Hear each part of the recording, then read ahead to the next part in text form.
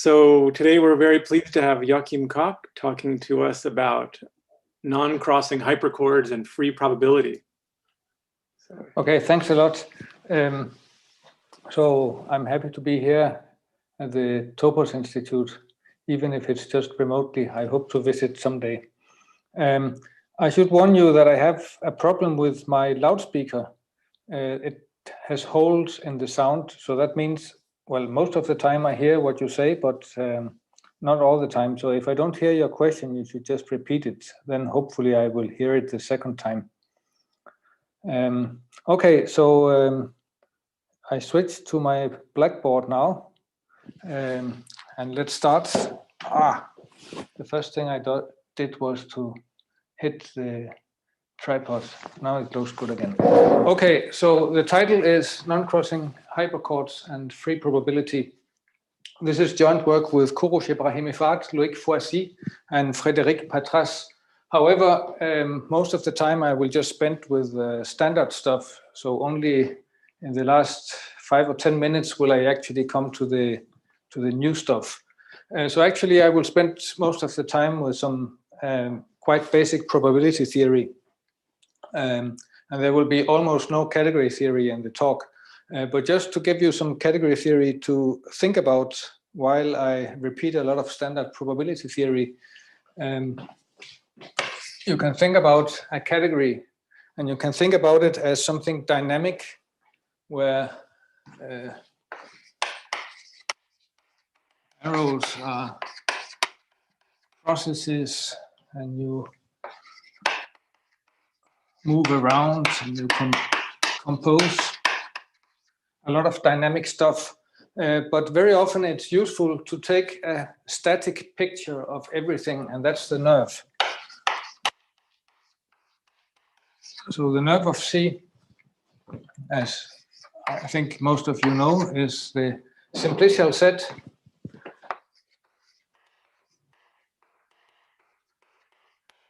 where the zero simplices are the objects of C. The one simplices are the arrows, and then these are source and target. The two simplices are composable pairs of arrows. And now you can do three things. You can return the second arrow, you can return the first arrow, or you can compose. So this is where the main structure sits in this D1 here. This goes on and on. For all natural numbers, you look at the set of n composable arrows. And then, of course, there are degeneracy maps that to an object assigns the identity arrow. And there are also two small ones sitting here that to an arrow you can pad it with an identity after or before it. So you get these two degeneracy maps. Okay, this is hugely redundant because already in the part we see here, we have all the structure of a category, namely objects, arrows, and composition. And if you draw the next one, that's where you see the associative law. And then maybe you think you don't need the rest. But it's really useful to have this as a huge static picture of everything that can go on in a category. And one reason it's interesting is that this simplicial machinery creates a very important link to topology, because simplicial sets are a model for homotopy types. And a very big part of modern homotopy theory really takes place with simplicial sets. It also gives the links to combinatorics.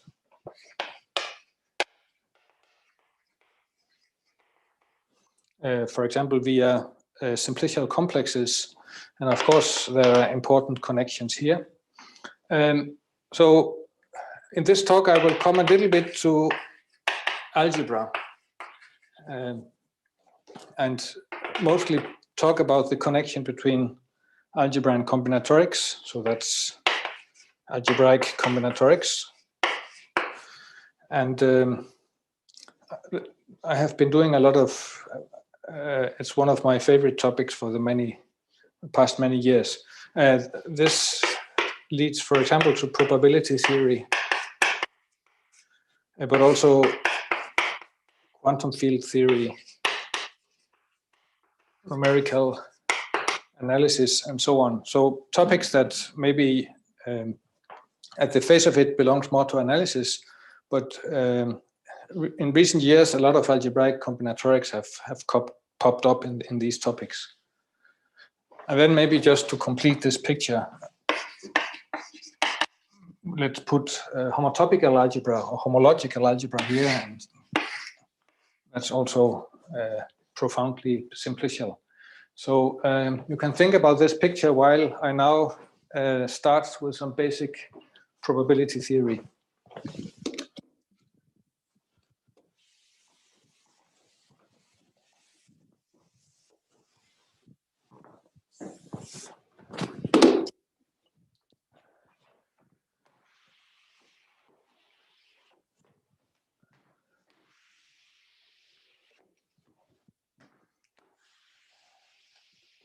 So it's nice to take an algebraic viewpoint of probability theory.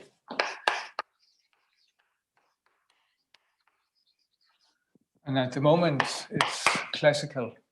And the viewpoint is that you start with an algebra. So that's a commutative algebra over the complex numbers. So that you should think of this as the algebra of random variables. So for example, it could be bounded measurable functions on a probability space. That would be the classical case.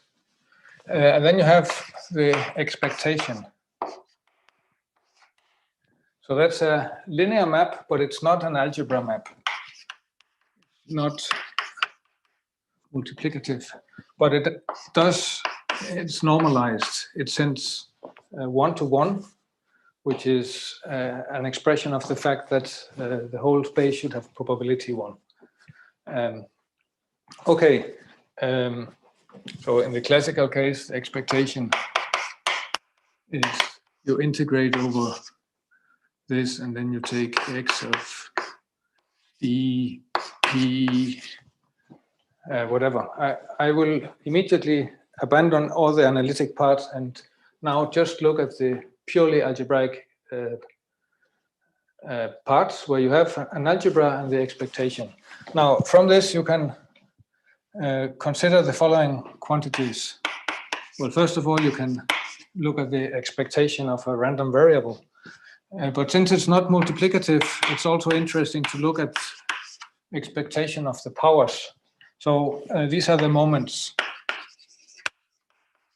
This is the first moment and the second moment, and more generally, the ith moment is the expectation of the ith power of A. So these determine the distribution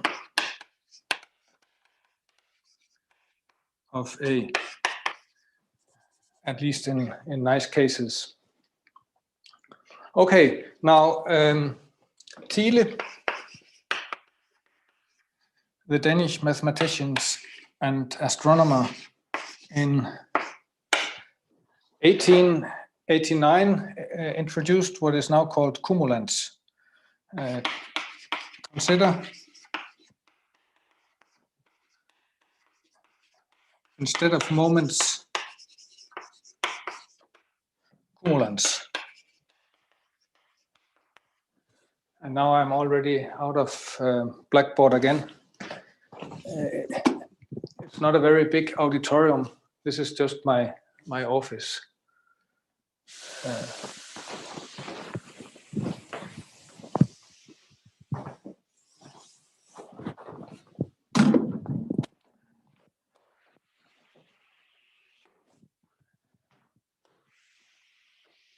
So Thiele discovered that there's another sequence of numbers that describe the same data, but has better properties. So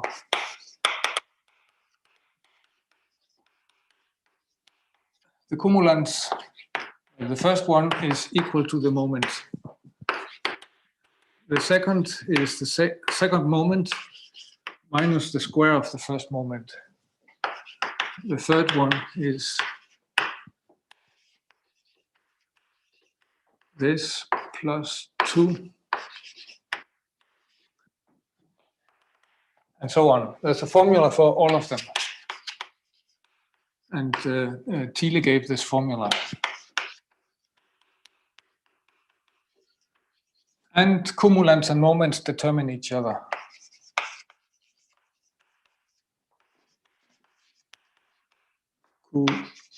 Cumulants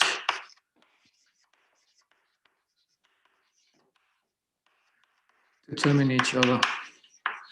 Now, the new benefit of cumulants compared to moments is that, so let me write this, is that cumulants are additive in independent variables. So that means that if you take, for example, the nth cumulant of a sum of two random variables, you can calculate it just by calculating the cumulants of the individual variables. So this is not true for the moments. I should say maybe that this one everybody knows.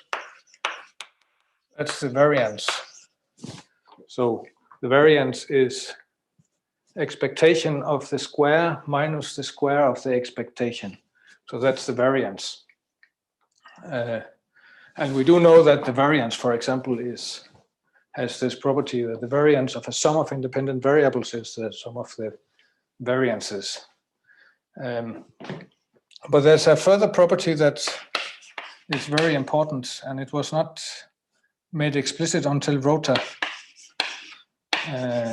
64 maybe, and it's the following, that n random variables are independent if and only if the mixed cumulants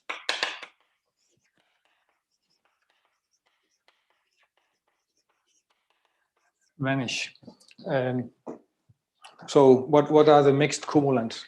Well, here I wrote it abstractly without mentioning the variable, but this is of course the cumulant of some variable. But for the higher cumulants, you could actually stick in different variables. So here you could stick in 2, for example. And if you do that, 2 different variables. If you do that, instead of getting the variance of a single variable, you get the covariance. So the first case of this is not completely foreign. It says that if you have 2 independent variables, the covariance is 0. Of course, it's not true that if the covariance is 0, then the variables are necessarily independent. But what Rota discovered is that if you take all the cumulants, I mean all the mixed ones, then it is true. Then you can conclude that the variables are actually independent. So this means that you can actually use the cumulants to characterize independence. So that's an important property of the cumulants that we will come back to now. Okay, so what is this? So this is an invertible change of variables between infinite matrices. So where do these coefficients come from? So Thiele himself gave a formula, but maybe the deeper content of that formula came only 50 years later. And it's not completely clear how much people knew, but I think the first person to really understand it was Schützenberger.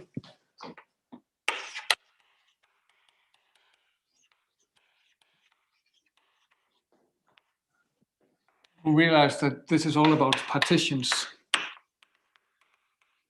and power series inversion.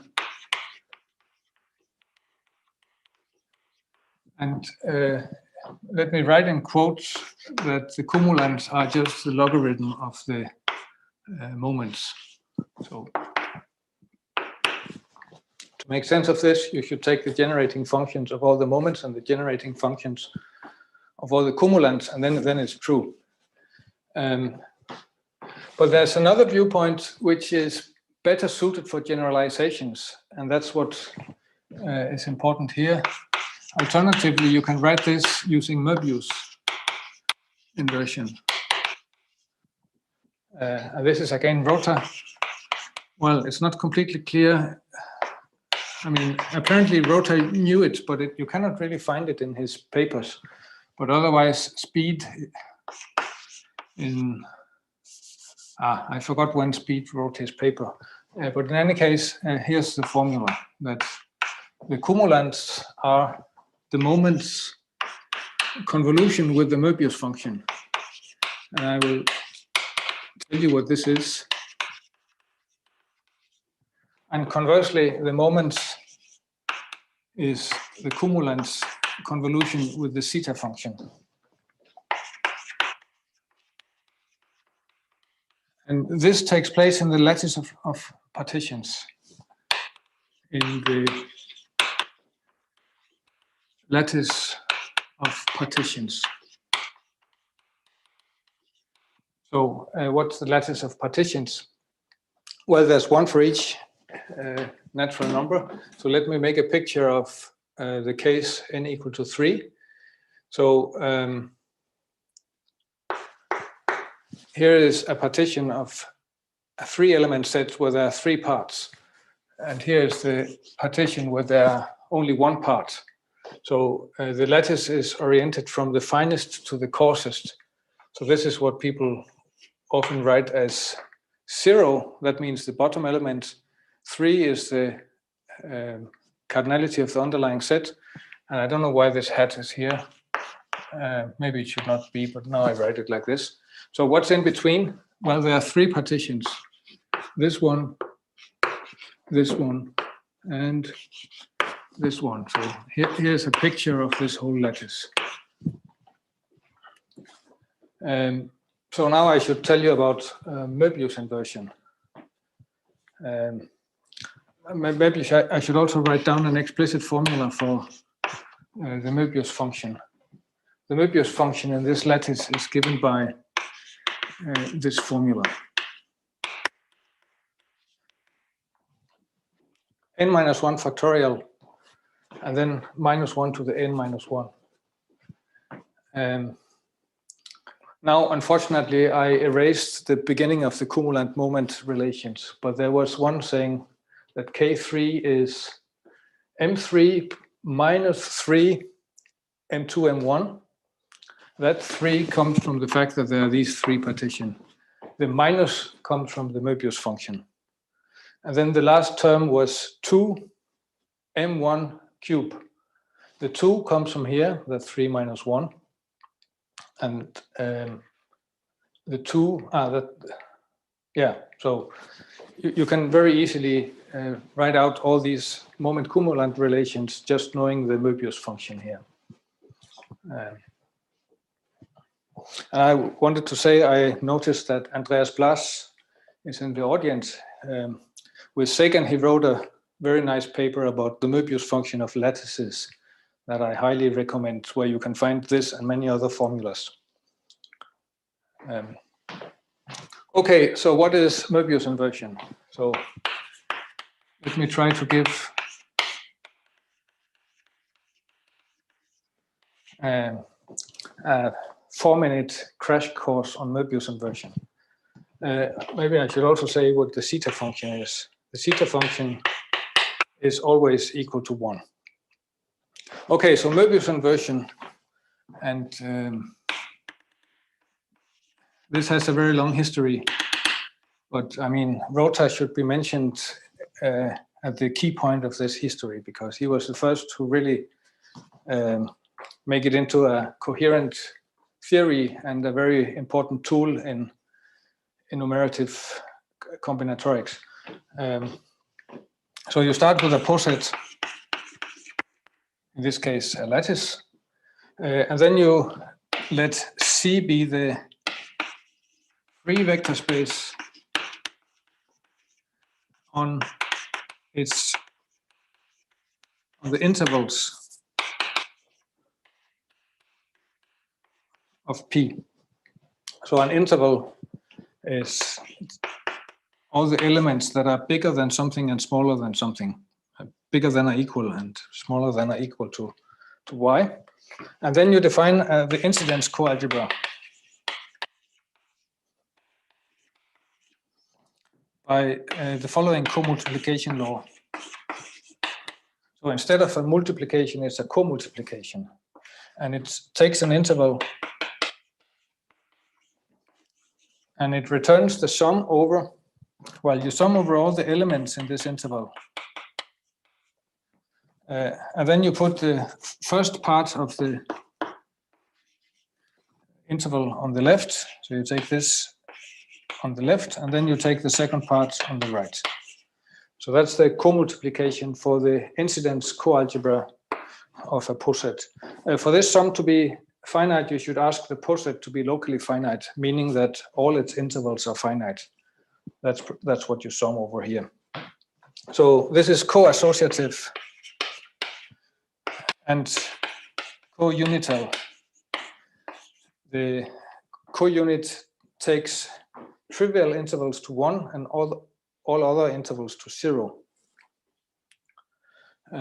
Okay, whenever you have a co-algebra, you can consider the convolution algebra. Try to put it up here.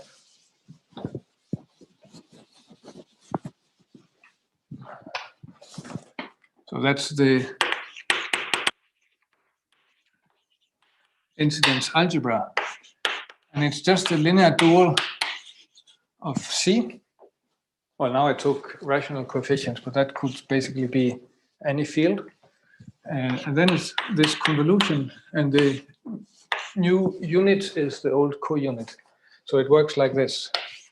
If I have two linear maps like this, then to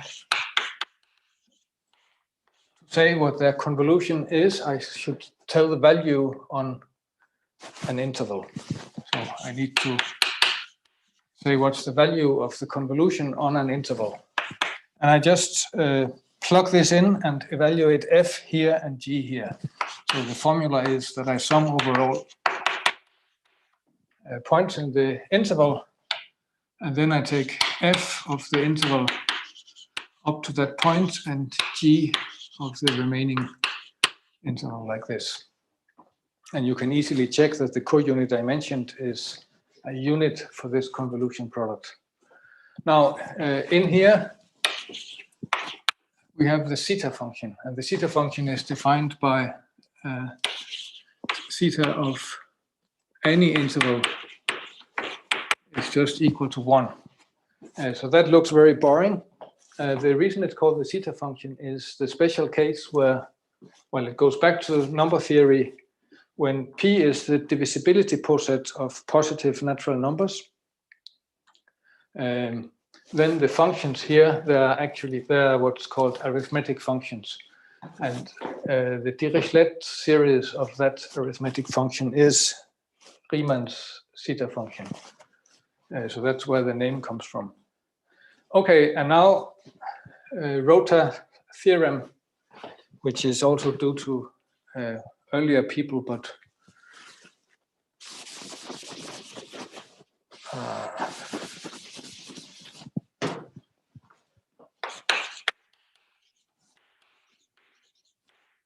is that the zeta function is convolution invertible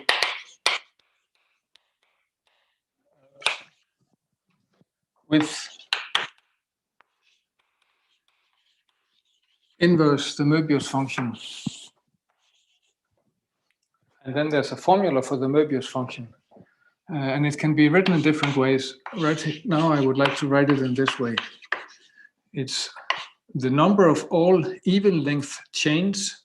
So, well, let me write it and then explain it. So we need to say what is the value of the Möbius function on an interval. So here's the interval. And now you look at all possible chains that you can subdivide this interval into without having any trivial intervals. So that's called a chain. And here you count the even ones, and here you count the odd ones. I just wanted to pay attention to the fact that these are higher simplices. They belong to the nerve of. So a poset is in particular a category, so it has a nerve. And what you sum over in the formula for the Möbius function are higher simplices. And you cannot stop just at 3. You really need all the higher simplices. So that's a clear example of the importance of not just the beginning of the nerve, but the full nerve. Okay, then you can, there's a lot of cancellation taking place here. So you can, in individual posets, you can work with this formula and boil it down to better things. For example, for lattices, there are very nice explicit formulae. Okay, so that's Möbius inversion. I was maybe a little bit fast when I wrote, here it is. So what does it mean? Well, the cumulants and the moments were first indexed by natural numbers. But here, suddenly we are doing intervals in the partition lattice. So I need to tell you a little bit how to pass from, well, let me write down the, I spell out what it is. And then I leave the details for the non-commutative case that I want to. So Kn is, well, I should write down the convolution formula. And that's, so n, that's really the interval from the bottom element of the lattice to the top element of the lattice. So when I write n, in reality, it's this interval. So I should write the moments, and then I should go from 0. Well, I write it and then I explain it. You look at the partitions of n, you write m pi, and then you need to write the Möbius function from pi up to the top elements, like this. And what I mean by this, well, we know how to evaluate moments and cumulants on numbers. To evaluate it on a partition, that's just, sorry, that's a product. You take the product over all the blocks in the partition, and then you take the moment corresponding to the size of each block, and you multiply them all. So this is a big monomial. It's not just a single cumulant. Sorry, it's not just a single moment, it's a whole monomial of moments. So that's enough, at least, to make sense of the formula. But I want to come back to these extensions of the cumulant and moment notions to partitions and intervals. Now, when we start the non-commutative part. Okay, so now we pass to non-commutative probability theory. And the idea is just to allow non-commutative algebras of random variables.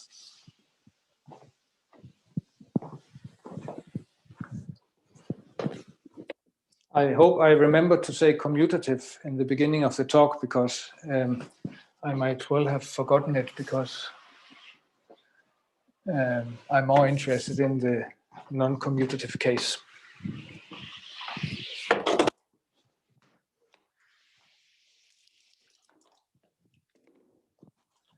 So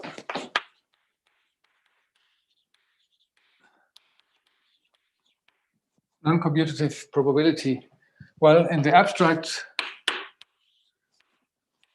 setting, it starts very much like the classical case. So you have an algebra, and then you have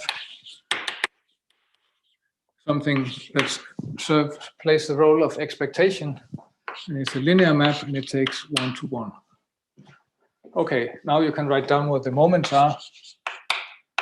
They're just the expectations of the powers of a random variable. And if you want mixed distributions, you can, instead of working with a single variable, you could work with more. Now, what should you do after this? Well, you can write down abstractly what distribution should be. And they should be linear functionals on the polynomial ring. I don't know if I should say power theory ring. I think polynomial ring. And it should take a monomial and return the expectation of the corresponding cumulant. Sorry. So that's an abstract notion of what it means to be a distribution. Now you can try to develop probability theory using these distributions and figure out, for example, how do you compute sums and products of random variables in terms of their distributions. So, for example, sum corresponds to convolution of these things and so on. So Voiculescu, who invented the whole notion of free probability,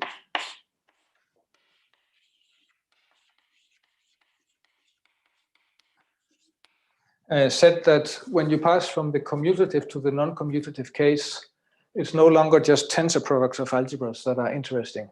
If you go back and see what is independence of random variables, you can formulate it in terms of tensor products. Now he says, now there's, it should relate to free product instead of tensor products. And that's freeness comes from that. It relates to the free product.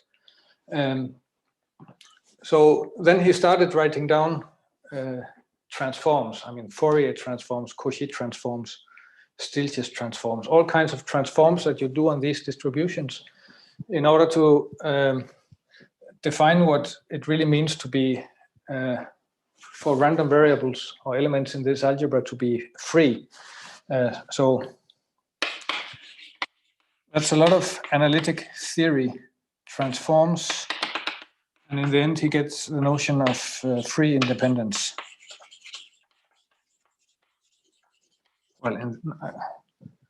Well, I'm saying this a little bit loosely, partly because I don't understand it. But in the end, there are notions of freeness, and you can characterize freeness in terms of certain transforms of these distributions. So I'm sorry, I'm not really good at this, but what happens next was that Speicher found well, let me take just this one. Speicher found the combinatorial interpretation of all this, and that's much easier for a person not so familiar with analysis and operator algebras and so on. So Speicher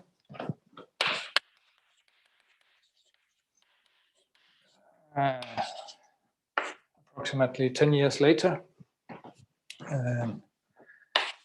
discovered the combinatorial core of free probability. And the solution is beautiful. It's just you replace the lattice of partitions with the lattice of non-crossing.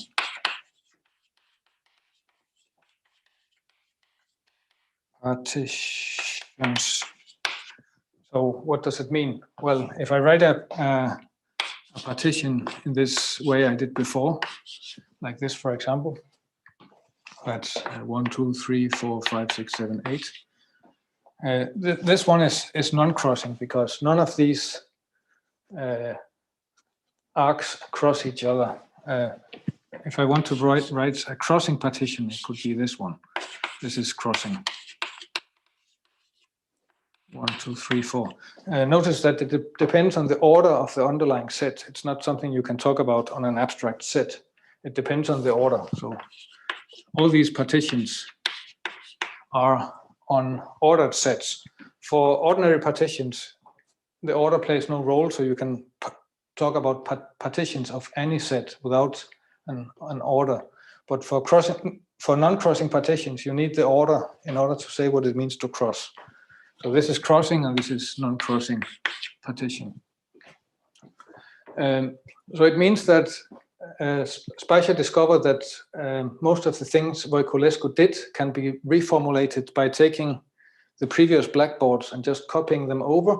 But each time there's reference to the lattice of partitions, you just write lattice of non-crossing partitions. So in particular, they're cumulants.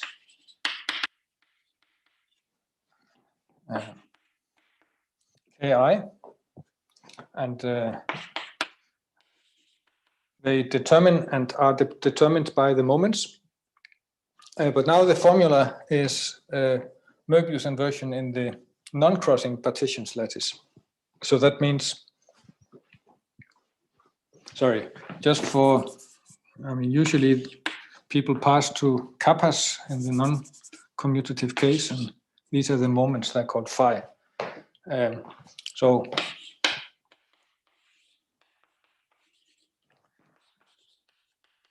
there is this relation between the free cumulants and the moments given by the Möbius function. So the Möbius function for the non-crossing partition lattice is a little bit different. It also, like all Möbius function, it has some alternating sign, but now instead of n-1 factorial, it has here the Catalan numbers.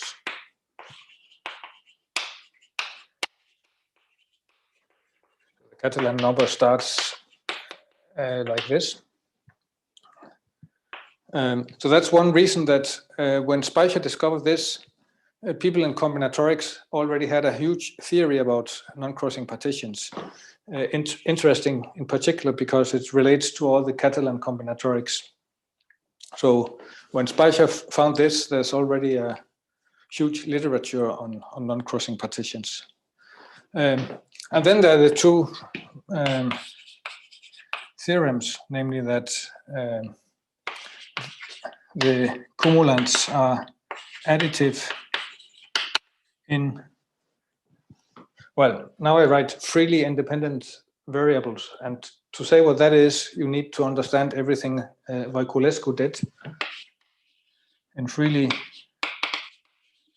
independent variables. And the second one is that a family of variables are freely independent if and only the mixed free cumulants vanish. So if you want these to be theorems, you need first to develop the theory that Voiculescu did, which involves analysis. But now everything is combinatorial. So now we could actually just take this as a combinatorial theory of free probability, define the cumulants like this, and then define what it means to be freely independent in terms of mixed cumulants. So suddenly I don't need to learn about operator algebras and Stieltjes transforms and so on. Now I can have a lot of fun with the combinatorics picture. Okay, now maybe it's time to dig a little bit deeper into this equation and what's really meant, because these are supposed to be functions on the co-algebra, the incidence co-algebra of this lattice, whereas the cumulants that were written down originally, they only have one index, namely a natural number. So let's look into this a little bit.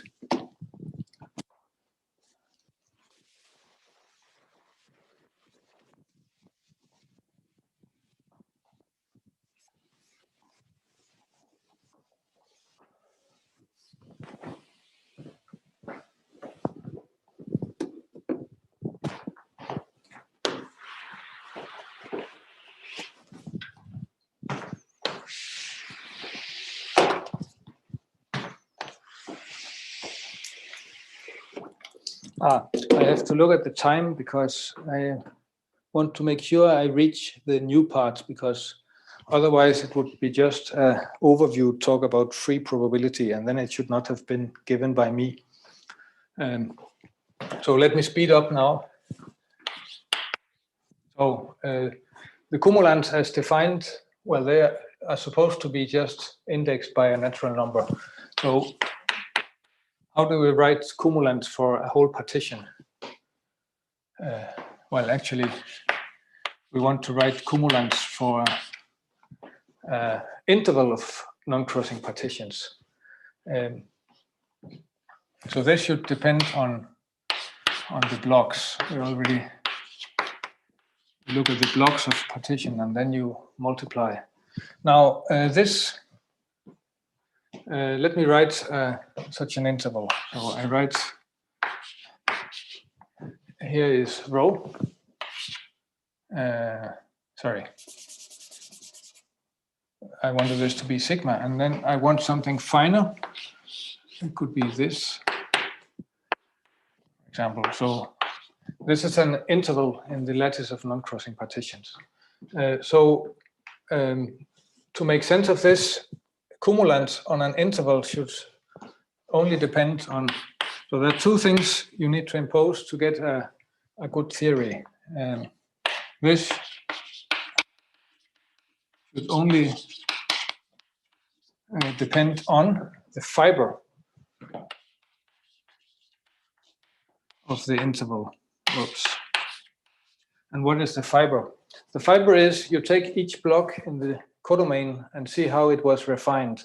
So in this case, there are 3 blocks. So for each block, I look what's the fiber. So the first block was refined into this one. That's this, that's this. The second block was refined into these 2. And the last block was refined into these 2. So that's not a single non-crossing partition, it's a monomial of non-crossing partitions. So now we can pass to the free commutative algebra on the incidence co-algebra. So now it's a bi-algebra. The first thing that's required is that these cumulants or moments applied to an interval should only depend on the fiber. And second, they should only depend on, and now I write something and then I try to explain it, the Kreweras type of the fiber. And this is something that is very characteristic for non-crossing partitions, and it has no analog for ordinary partitions. So I should take a completely new blackboard and explain the Kreweras type, but before I do it, I will just use this space here. So when you restrict functions to have certain properties, and these properties are compatible with the co-multiplication, you are talking about sub-algebras of the incidence algebra, meaning fewer functions, and that corresponds to taking quotients of the co-algebras. So if this is the co-algebra of the lattice of non-crossing partitions, and then we make it a bi-algebra to accommodate these monomials, then these reductions, they really amount to finding quotient bi-algebras. So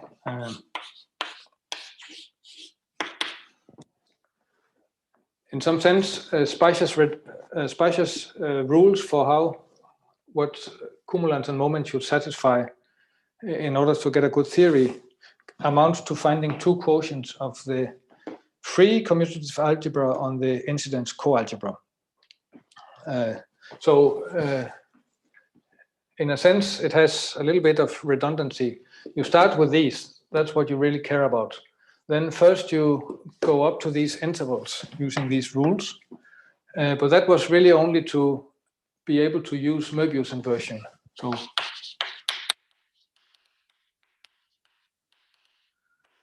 you want to use Möbius inversion in the lattice of non-crossing partitions. But then once you have that, incidence co-algebra, you're really just interested in the quotient corresponding to the reductions that defined these quantities. And this is the real stuff.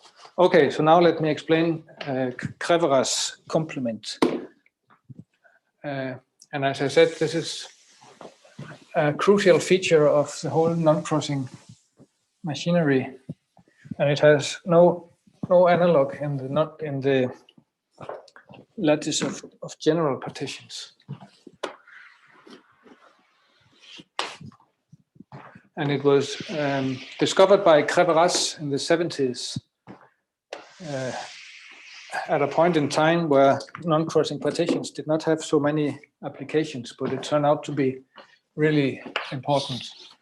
So let me write a non-crossing partition here. 1, 2, 3, 4, 5, 6, and call it pi. Now, to define what the Kreweras complement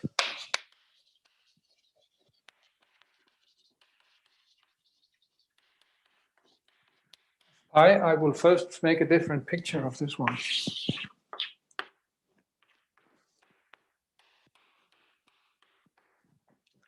So here I wrote a whole clock with 12 ticks. This has only 6, but I'm going to use the, so this is 1, this is 2, this is 3, 4, and 5. So the first block is this one. That's 1, 2, and 5. Then there's a block here, which is 3 and 4, and then there's a small block here with only 6. So that's a different picture of the non-crossing partition. And now the Kreweras complement is really the complement. It's the white part. So I need to put some further, put some primes. So if I look at the white part, there's first an isolated block, then there's a 2, 4 block, an isolated 3, and a 5, 6 block together. So this is the Kreweras complement of this one. And let me write it with a bar. So it's almost an involution, as you can see from the picture.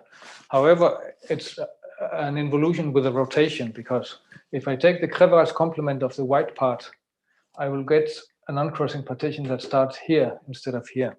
So there's a rotation. If you take Kreweras complement twice, you make a rotation of the non-crossing partition.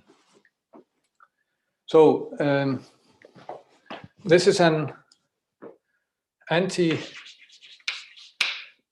poset anti-map. Well, it's a map from L to L up, and it's almost an involution. So before I said that it only cared about the fiber up to its Kreweras type. So that means you take the fiber, you compute the Kreweras complement of each element in the monomial, and then you count how many parts it have, how many blocks it has of each size. That's the Kreweras type of the fiber. I don't want to go more in detail right now, because now I want to tell you about the new stuff. And I hope I can keep this. No, I just draw a new one if I need it.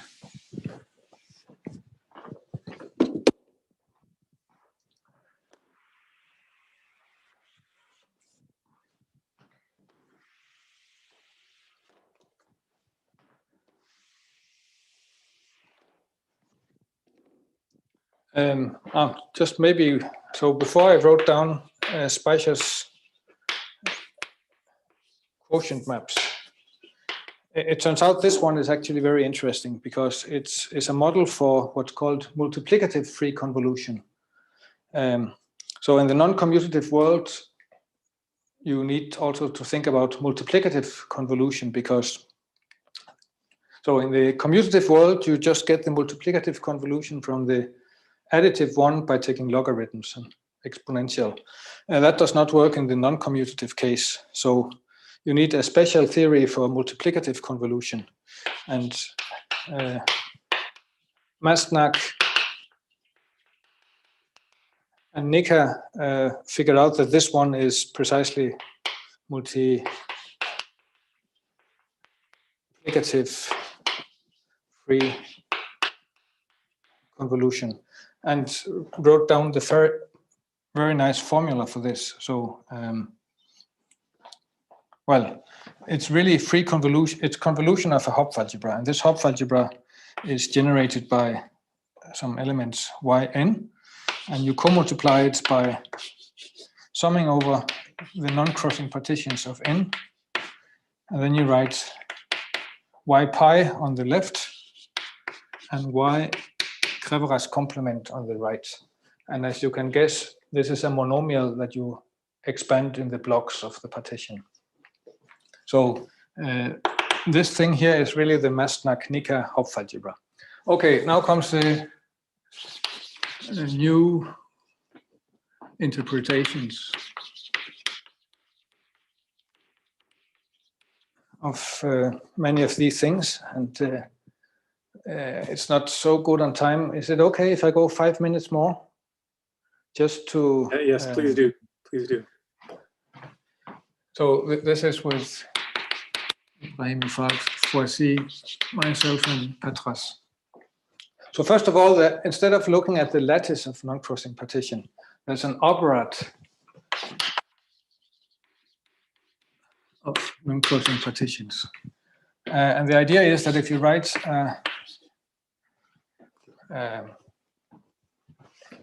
a non-crossing partition, you think of it as an operation of arity 2, because it has 2 blocks.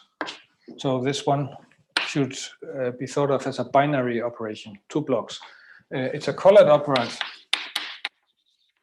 and the colors are the positive natural numbers, and the output arity is the number of elements. So this is output arity 5, sorry, output color 5.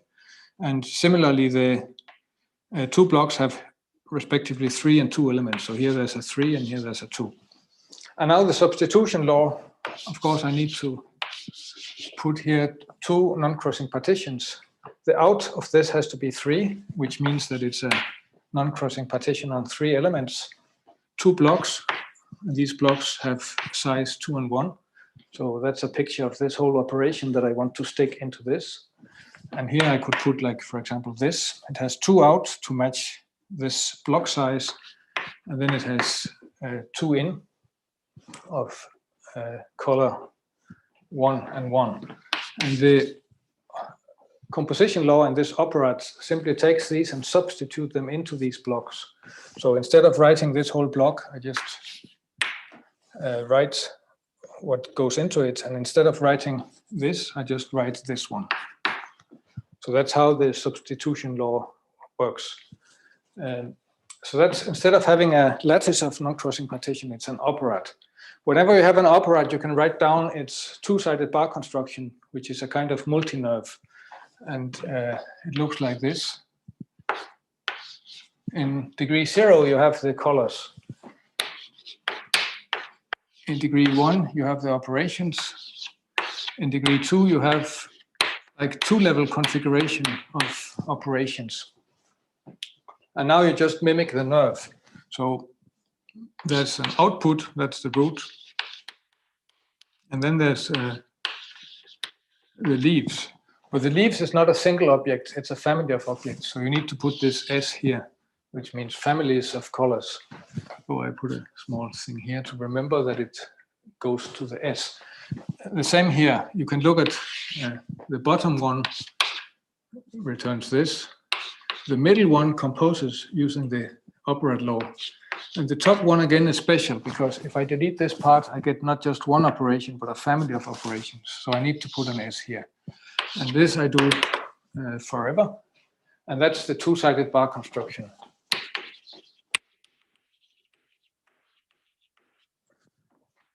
And this is a simplicial, well, it's not quite a set because there's this symmetry here. So it's a simplicial groupoid. But still, you can get a incidence by algebra. And this turns out to be precisely this one. It's Speicher's first reduction. So instead of first inventing new stuff and then dividing out by it, all of that just to apply a Möbius inversion, you can work directly here. So there's a general theory of Möbius inversion for certain simplicial groupoids that I worked out with Galvis and Tonks. So you can as well work directly here. And then finally, you may ask, what about this one and the Bastnack-Nicker Hopf algebra? And 2 minutes, is it okay? Just to get to the non-crossing hyperchords. So, and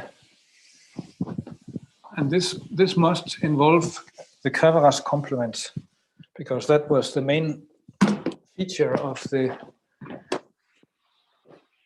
second reduction of Speicher.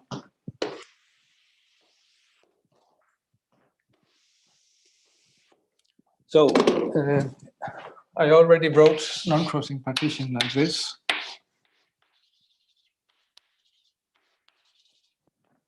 And these are, you can also think of them as binary chord diagrams. So instead of, say, looking at the regions, you look at the walls. They are binary chords. And now you can write down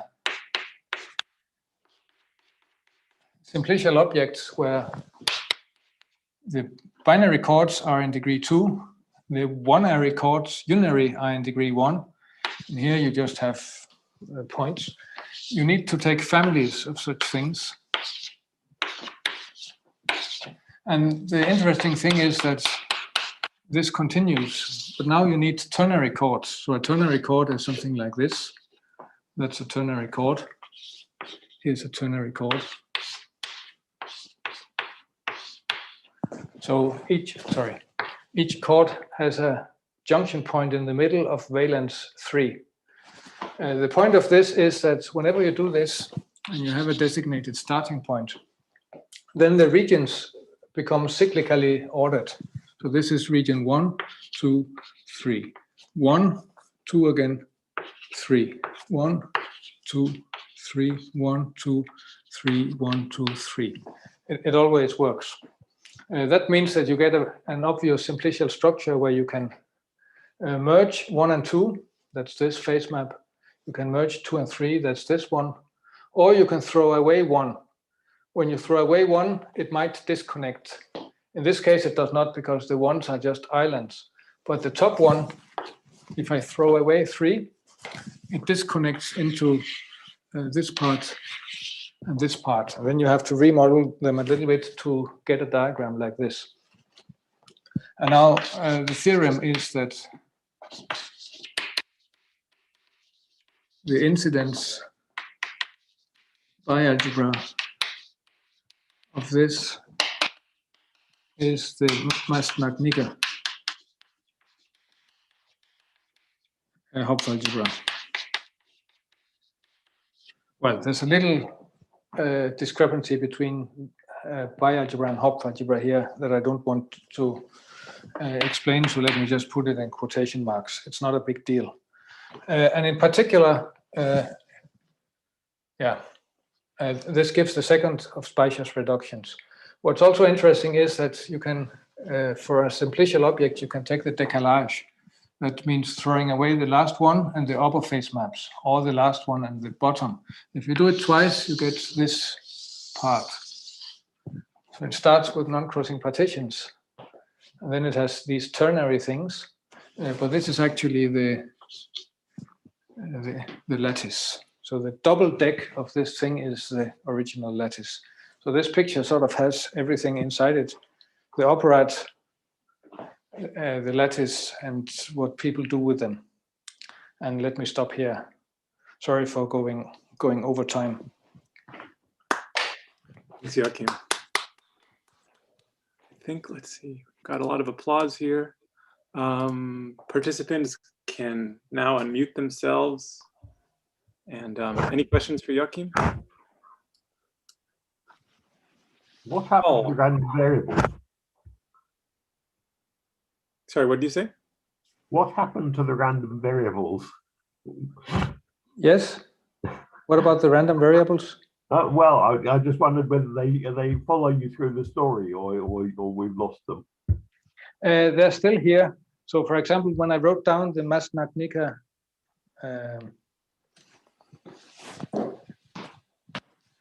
so I wrote down generators for the Masnach-Nika Hopf algebra. But these should really be evaluated on random variables. So that these are really, well, there are different transforms of these. If you write down the distribution of A, these are different transforms of these distributions, like moments and cumulants. So, I mean, very quickly they get suppressed, but they're there all the time.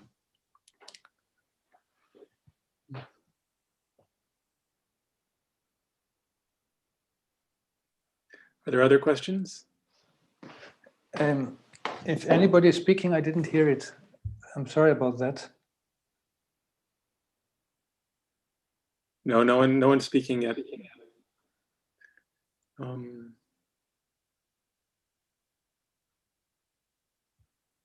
Anybody speaking? No. So I have a kind of very naive, I mean, it's a very naive question, but probably not a good one. But the poset of non-crossing partitions has another kind of complement, like a pseudo complement. It's a Heyting algebra. Does that, I mean, does any aspect of the like the ands and ors and conjunction, disjunction, or Heyting structure of these? I'm not aware of anything, but I don't exclude it. But I should say, however, that the non-crossing partition lattice is not a sub-lattice of the whole lattice. It's a sub-poset, but the lattice structure is different. And it's not a distributive lattice, for example. Oh, I see. Okay. Okay, are there any other questions?